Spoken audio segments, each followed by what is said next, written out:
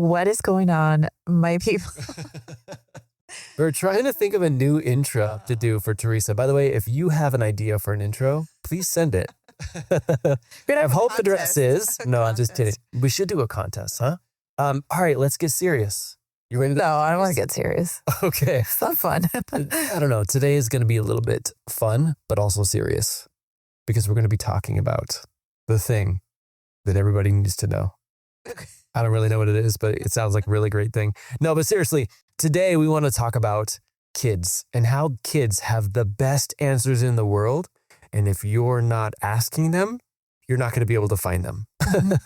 So one of our boys, and this happens all the time, but I remember a very specific incident when one of our boys brought us something that he was trying to work through, a problem, a challenge that he was going through.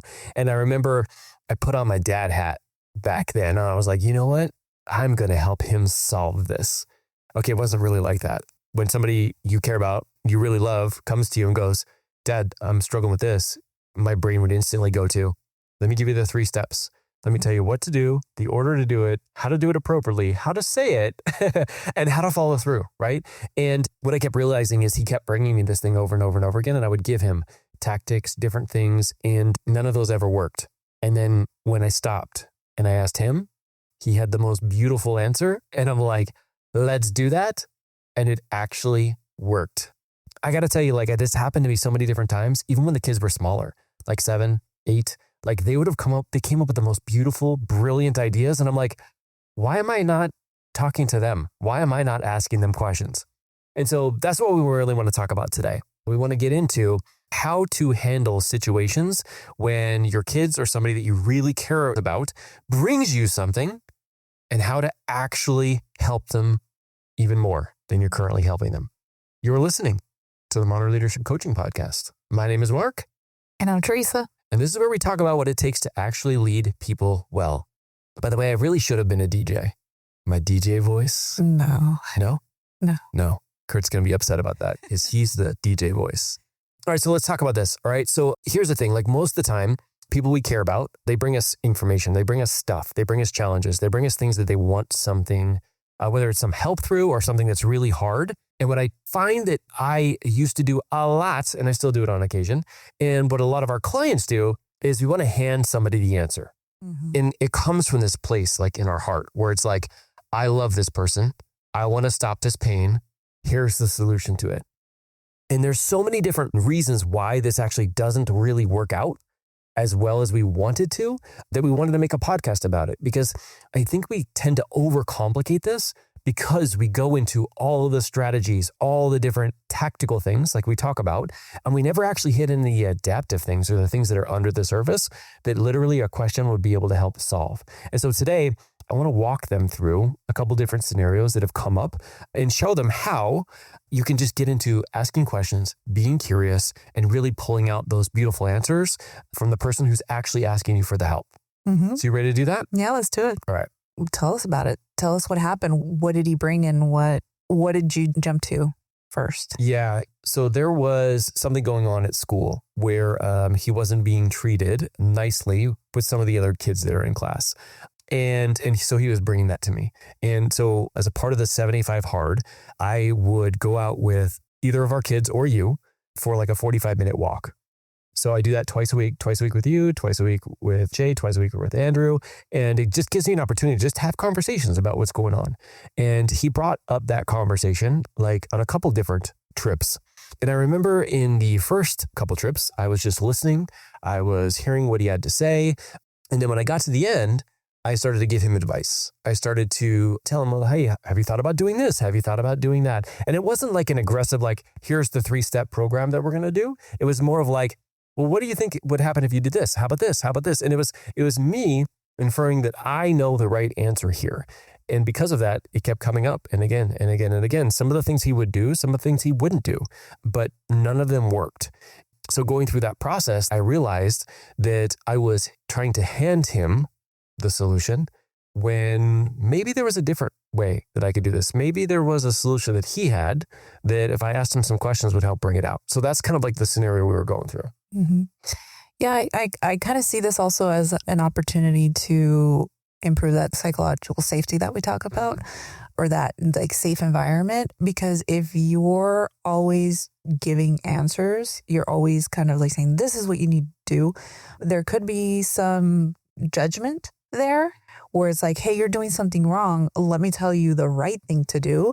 So that can create something in someone where they're like, well, I don't want to bring anything to them because I'm just going to feel bad about myself. And it might be subconscious too. So I think that getting right into that where it's like you're giving advice is number one, you're not allowing them to really kind of work through in their mind what could be the best solution, but you're also kind of creating that unsafe environment for them. Yeah, now they're kind of dependent on you to tell them what to do the next time something else comes up, which I want to have independent kids, right? Yeah. Which sometimes can come back and bite you if they decide to make decisions on their own. But I want them to be able to practice that while they're here so they can get really good at it. Yeah. And another thing is, when it comes to this kind of stuff, like when your kid is getting bullied at school, your first instinct is to be like, who is it? Like your mama bear, your papa bear comes out and you're like, you get defensive and you're like, this is my child. Why is somebody treating them like that? And so that doesn't create curiosity, or that doesn't create that sense of let me empower them rather than making them feel like there's no solution and there's no hope, right? Yep, 100%. I do kind of like want to work through what ended up happening in terms of the solution. So when we were out on a walk after going through this a couple different times, instead of me giving him ideas, I just simply asked him, like, what do you think would be the best thing to do? And he stopped for a second. I know that whenever I ask him this question, that he really does a good job of processing it. There are times now where he's like, I don't know. But I remember in that moment, he like stopped and we kept walking, but he stopped talking. He thought about it. And then he gave me an answer. He said, Dad, what if I do this?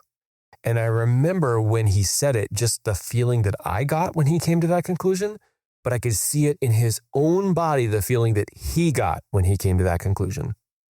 I could see he was fully bought into it. And to be honest, like, even if I didn't like it, I still was going to agree with it because I was like, I see the belief that you have that this is the right step. And it's the belief that matters more than the actual doing part of it. And I'm like, that's it. That sounds amazing, buddy. I think that's probably a great idea. And I remember he did it. And the next day, like, he couldn't wait to tell me when he got home, where he's like, I did it. It worked. And as a matter of fact, they thanked me for coming forward and saying something, because I guess this kid had been doing it to a whole bunch of other people too. And I remember seeing the look on his face when he said that. He was still small, but I still remember him like looking up like with a beam of pride of like, hey, look what I did for me, but also look what I did for everybody else. And it was in that moment that I was like, I almost prevented this. I almost stopped this from happening, because if I had given him advice and it had worked, it'd have been like, oh yeah, my dad told me that. But he was like, I thought of that. And then I decided, and then I acted on it. Mm-hmm. And so when you think about that, when you think about those opportunities, and this is a reframe that I have in terms of the perspective I tell myself, is when I'm in those situations, I always remember I may have some answers, but it may not be their answers. And they have beautiful, amazing answers inside of them. And what matters more than the technical what to do is like who you are when you do them. And if he has full belief in what it is that he's saying right now, I'm all in with testing it and trying it and seeing kind of like if it works, because I don't have the solutions, right? I couldn't possibly know what would be the best thing for him, right? Even though my brain will trick me into it because it thinks that I'm older. I've been through scenarios. I've been a police officer for 20 years. I know what it's like, but all those things are actually not helpful in that scenario. So being able to take a step back and realize that this amazing human in front of me can figure things out. And if I ask him some questions, I can really pull it out. It just totally changes the energy, but also creates that environment you were talking about earlier, which is like, now he feels safe to come to me and me not to just give him the lecture of the 3 things that he needs to do, but really pull that out. So let me ask you this. This is something that I want people to understand, but that's like the difference between when somebody gives you an idea, the follow through that people have when you get given an idea versus the follow through you have when you actually have the idea come up for you. Mm-hmm. So can you tell me a little bit about the difference, what you've seen?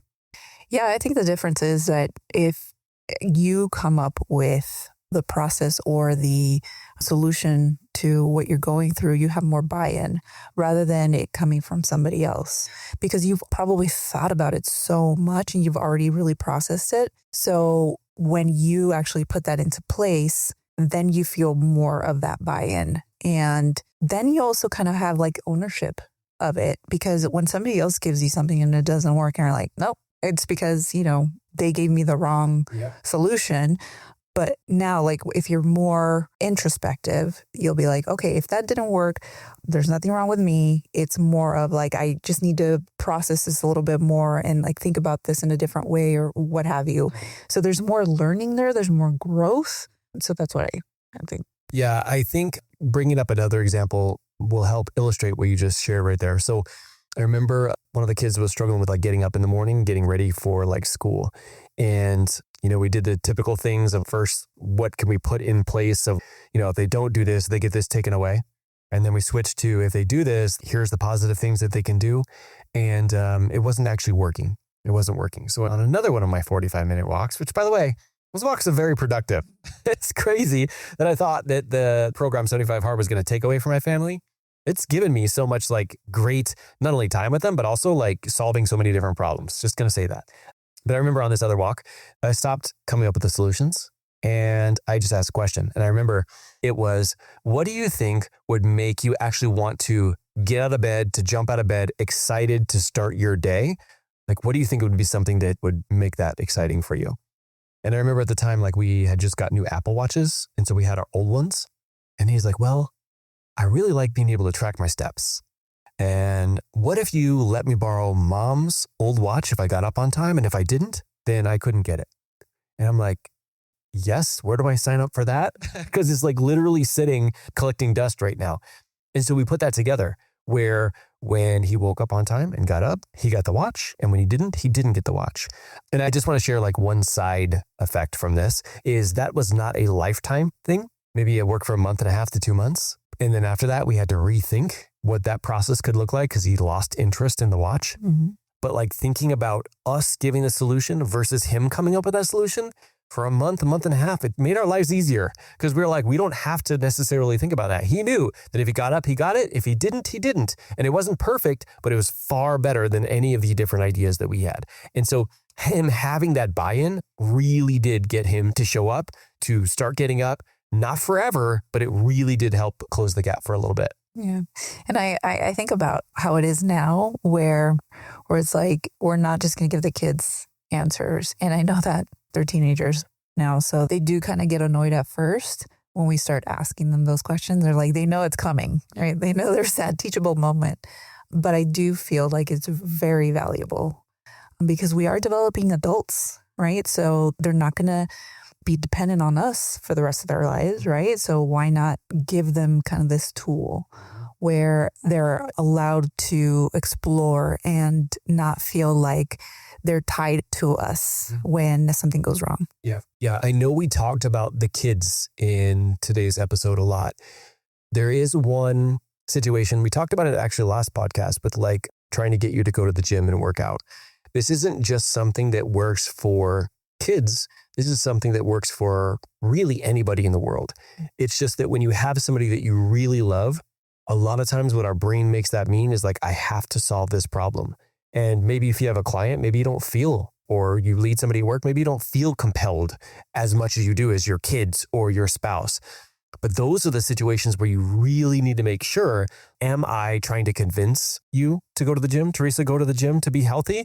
Because when I tried that, it didn't work, right? Or am I getting just naturally curious, just sharing like, hey, this is what I'm going to do. If you'd like to do it with me, it's awesome. But if not, no worries at all, right? Taking that pressure off to have you come to that conclusion and then ultimately decide to join me, but join me more frequently than you ever had your entire life. And so it's not just something for kids.